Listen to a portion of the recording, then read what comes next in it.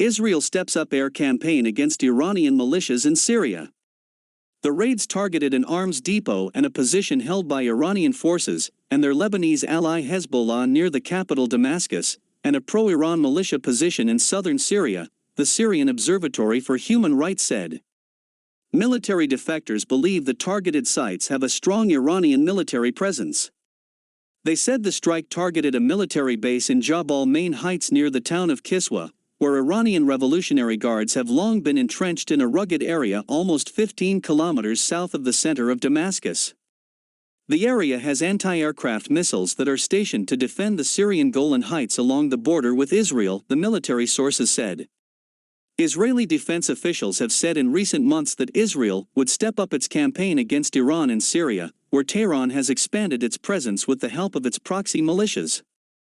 Israel has carried out hundreds of air and missile strikes on Syria, targeting regime troops as well as Iranian and Lebanese Hezbollah forces, which support Bashar Assad.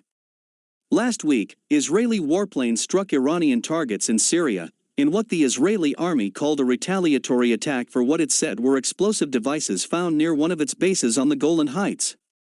The nationalities of the fighters, who died in the latest air raid, was not immediately known, the Britain-based Monitor said. Syrian state media earlier said an Israeli airstrike had hit an area south of Damascus just before midnight local time. It also reported another strike against the village of Ruhaina in the southern province of Quneitra near the Golan Heights, without reporting any casualties from either attack. The Israeli army rarely acknowledges individual strikes and refused to comment when contacted by AFP on Wednesday.